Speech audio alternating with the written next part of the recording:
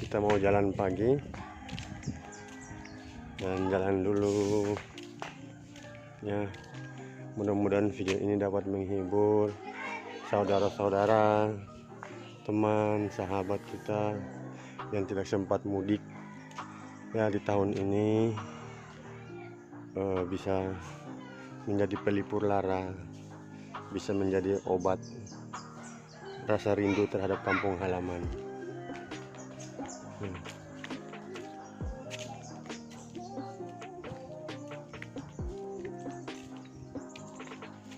Sekalian kita rencananya sambil jalan pagi kita mau pergi lewati tempat-tempat bersejarah ya. Untuk lebih jelasnya ikuti ya apa yang akan kita sampaikan pada pagi hari ini.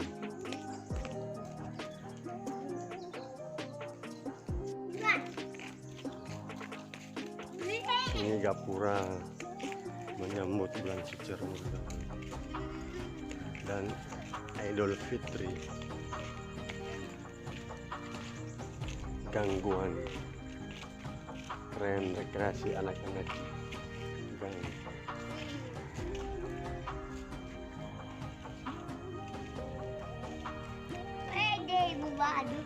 Bagus. Kita belok.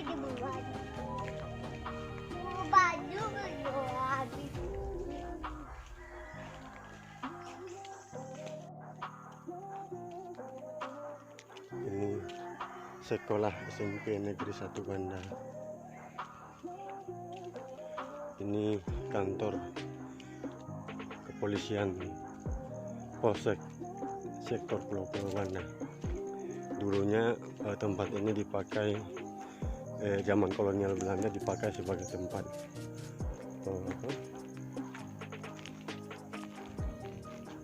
tempatnya kantor kepolisian Belanda, company. Sana itu gunung api ya. Gunung api tampak jelasnya terlihat. Kantor kepolisian. Nah, ini SMP Negeri 1 Banda. Berhadapan dengan rumah pengasingan Dr. Cipto Mangunkusumo. Dr. Cipto Mangunkusumo ini beliau adalah tokoh pergerakan nasional kemerdekaan Indonesia. Ini diasingkan di rumah ini.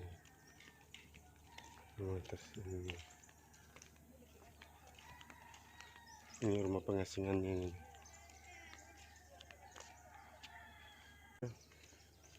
Ini Dr. Cipto diasingkan berapa tahun di sini di Banda tuh?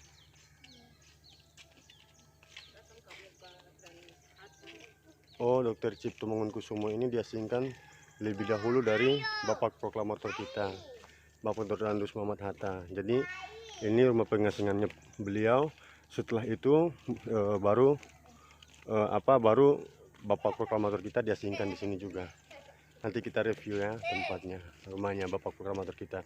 Tapi yang diasingkan duluan ini Dr. Cipto Mangunkusumo. Beliau ini pendiri apa nih? 3 serangkai dengan 2 dekar ya. Ngerti?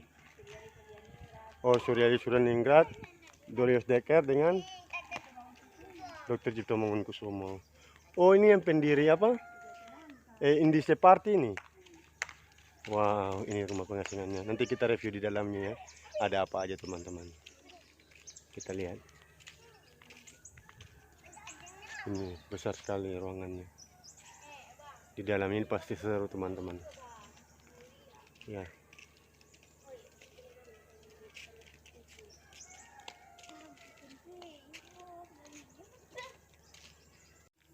Ini kompleksnya besar ya. Seperti ini. Di depannya ini Dokter SMP Negeri 1 Banda. Lokasinya juga yang sama besarnya dengan Dr. Cipto. Ini jalan utamanya nih, cantik ya teman-teman ya. Teman-teman nih, ini nih. Jadi dulu Banda ini ya, Banda ini dulu disebut pada zaman kolonial Belanda. Ini rumah-rumah tuanya nih. Ini pernah dijadikan pusat pemerintahan kolonial Belanda. Yang biasa disebut itu government fund Banda, government fund Banda. Dilihat dari ini gedung rumah tembok-tembok tuanya. Ini zaman kolonial Belanda semua teman-teman. Ini rumah-rumah tuanya. Master plan-nya ini bagus teman-teman, Banda Neira.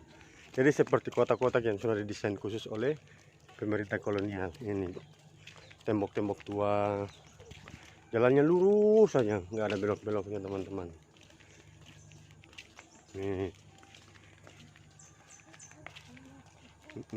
Ayo Mia, ini youtuber ini namanya Amira Putri, youtuber. Sementara ini nih, kalau Amira nih kontennya ini tentang apa Mia?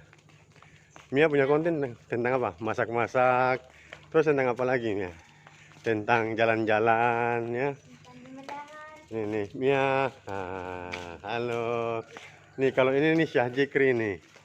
Syah Jikri. Nah, ini kontennya ini tentang apa nih? Ai konten tentang apa? Coba ai. Nah, ai konten tentang apa? Game apa? Oh, game Free Fire. Pak. Udah berapa subscriber nih? Ai. 200 berapa? Ai. Pak. Adi jumbi. Kalau Ati nih, Ati gamenya tentang apa nih? Jumbi. Ini subscriber juga ini YouTuber juga. Ati gamenya tentang apa Ati? Jumbi. Iya. Oh, Ati jumbi. Lihat sini. Halo teman-teman, jangan lupa subscribe. Ayo jalan. Nah, ini bekas-bekas peninggalan Belanda nih.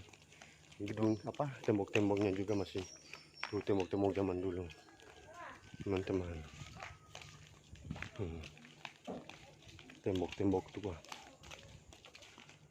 Jadi master plan-nya yang didesain oleh pemerintah kolonial ini cukup bagus teman-teman. Bukan cukup bagus lagi, tapi memang sudah bagus teman-teman. Jalannya seperti ini, per blok-blok, per kotak-kotak. Ini sana nih gedung-gedung tua, tembok-tembok tua, terus. Ini sekarang kita mau sekarang ini teman-teman ya. Kita mau ke rumah pengasingan Iwakusuma Sumantri. Ya, jalan seperti ini. Di sananya itu Dr. Cipto Mangunkusumo. Ya, di sana tadi Dr. Cipto. Di sini nih lewat satu blok rumah pengasingan Iwakusuma Sumantri.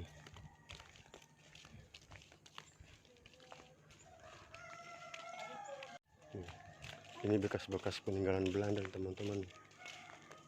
Tua. Ya. Ini dulunya ya. Kota Neira ini tempat tinggalnya perkener itu ya, juragan pala. Ya, juga orang Belanda sendiri yang datang ke sini. Jadi juragan pala, karena Banda ini dulu terkenal dengan buah palanya.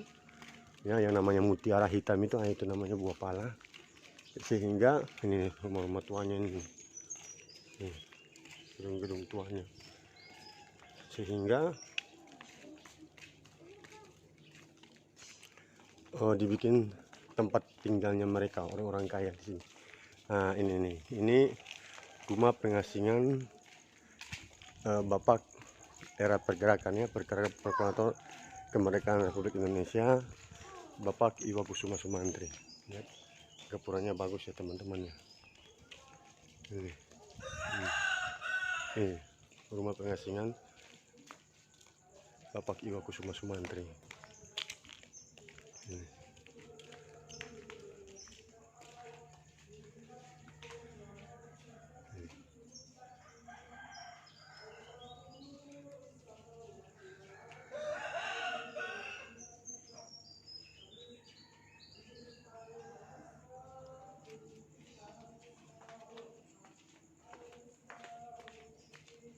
Ini sementara masih ditempati oleh orang-orang untuk merawat rumah tersebut. Ini kita lurus lagi.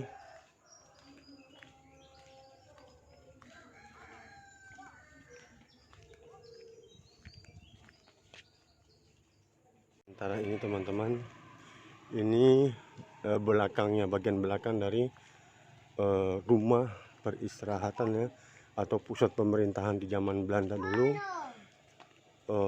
Namanya Istana Mini. Ini dulunya dipakai oleh Gubernur Jenderal Belanda. Mungkin teman-teman tahu siapa Gubernur Jenderal Belanda waktu dulu. Itu pernah memerintah, yang dipercayakan oleh pemerintah kerajaan Belanda untuk memerintah di Indonesia, menjajah Indonesia. Namanya Jan Pieterszoon Koen. Ini dari belakang, tampak belakang rumah peristirahatannya, sekaligus sebagai pusat pemerintahan. Ini temboknya teman-teman di zaman dulu nih. Ini tebalnya sekitar 30 cm lebih, ini 40 cm kayak ini. Nah, ini belakangnya teman-teman, tidak jauh dari sini. Inilah rumah pengasingan Bapak Proklamator kita, yaitu Bapak Tut Randus Muhammad Hatta. Ini teman-teman nih, saya tunjukin teman-teman. Ini belok sini nih. Jadi di Banda ini terkenal dengan situs-situs sejarahnya teman-teman. Nanti kita review tempatnya. Nah, sana itu teman-teman. Sana itu rumah pengasingan Bapak Proklamator kita, Dr. Randus Muhammad Hatta. Jadi tokoh-tokoh pergerakan yang pernah diasingkan di Banda sini banyak teman-teman. Di samping Bapak Proklamator kita, di sini juga ada Iwal Kusuma Kumantri, ada Dr. Cipto Bangunkusumo, ada juga Bung Syahrir, dan juga diasingkan di sini. Ini rumahnya teman-teman. Nanti kita review di dalamnya ada apa aja. Ini beliau diasingkan di Banda Nera. Sebelum sebelum diasingkan ke Sukabumi, beliau diasingkan di sini dulu di Banda Nera. Ini rumah pengasingannya nih. Ini beliau nih. Nih.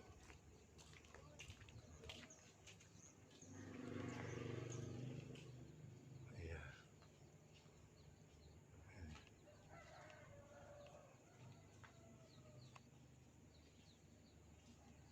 Iya. Nanti kita review di dalamnya teman-temannya ada apa aja. Ini master plan-nya dibuat oleh kolonial Belanda. Lurus jalannya, lurus aja.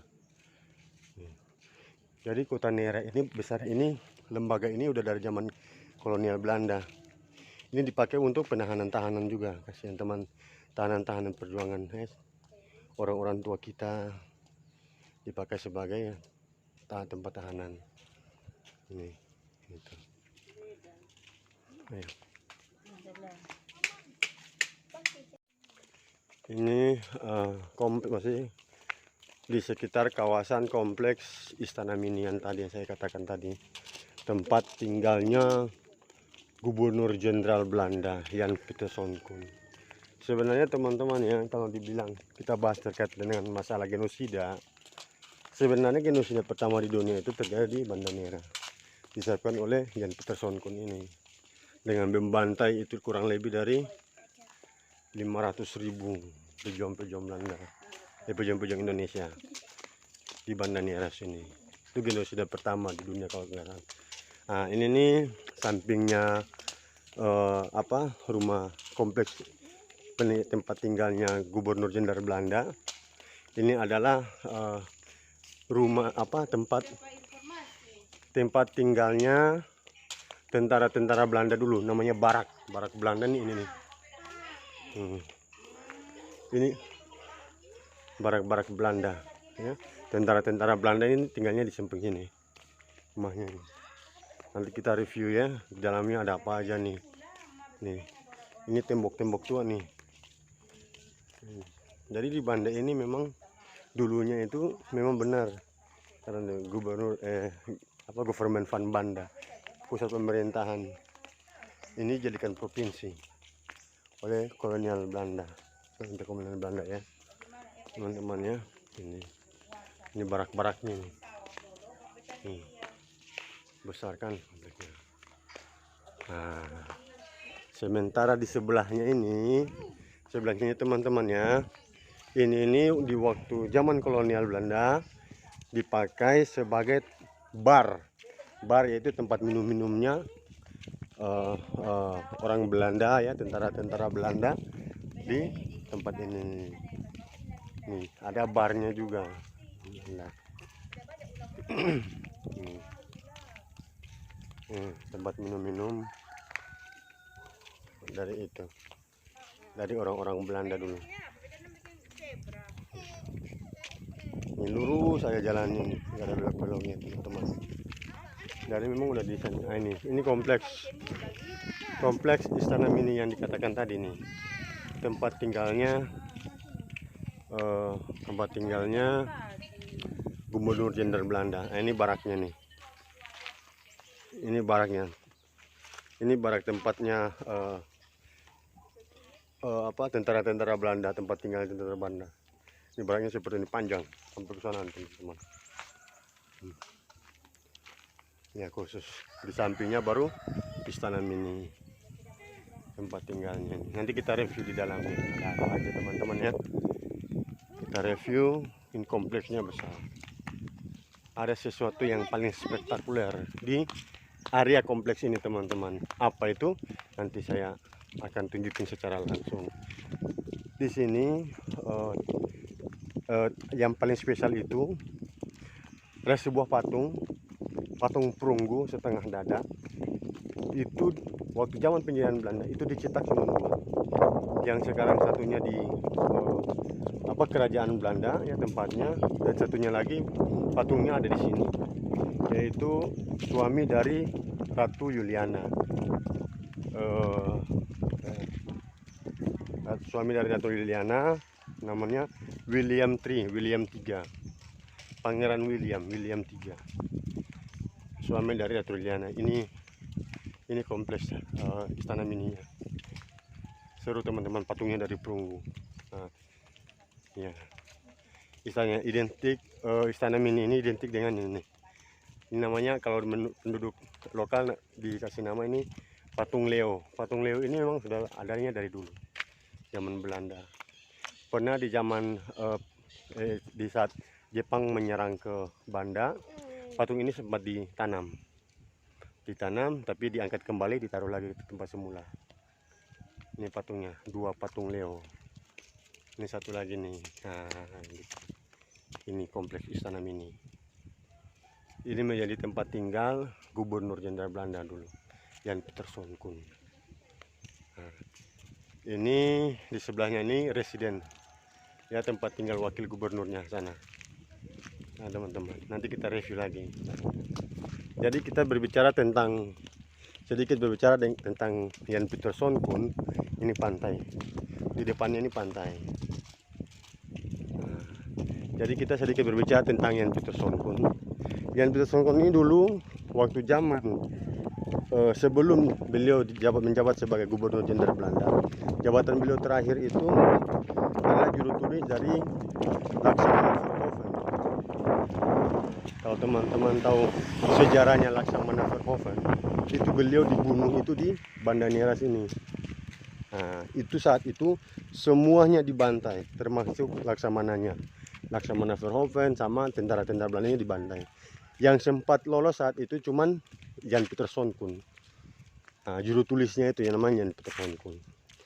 Setelah dia lolos, berusaha untuk kembali ke Belanda, negeri Belanda ya. Selama 10 tahun dia mengabdi, dia meyakinkan pemerintah kolonial Belanda di Belanda sana. Dengan bersusah payah, dia berjuang, akhirnya dia menjadi Gubernur Jenderal Belanda. Setelah menjadi Gubernur Jenderal Belanda, dendam itu masih ada ternyata teman-teman. Nah, dendam itu masih ada, sehingga dia mengupayakan bagaimana caranya dia akan sampai ke Banda Neira. Setelah sampai di Banda Neira, disitulah dia melakukan genosida pertama teman-teman. Genosida pertama di Banda Neira, disitulah pembantaian besar-besar. Nanti monumennya saya tunjukin buat teman-teman. Monumennya ada. Itu kasih nama-nama yang dibantai, dipotong 2, potong 4, sama Ronin. Ronin itu algojo Jepang yang disewa oleh pemerintah kolonial Belanda untuk pembantaian. masyarakat Banda sendiri. Seperti itu teman-teman. Jadi lebih jelasnya teman-teman akan saya informasikan, saya review apa aja yang ada di Banda sini. Ya, untuk keseruannya jangan lupa ikutin ya. Keseruan saya di negeri para leluhur ini. Ya, dengan berjuta kenangan pahit kelam. Seperti teman-teman. Mungkin itu saja yang perlu saya sampaikan teman-teman ya. Selebihnya saya mohon maaf ya. Terima kasih atas stationnya ya bersama saya di sini. Insya Allah secepatnya saya akan review lagi tempat-tempat bersejarah secara detail seperti begitu. Ya, assalamualaikum warahmatullahi wabarakatuh.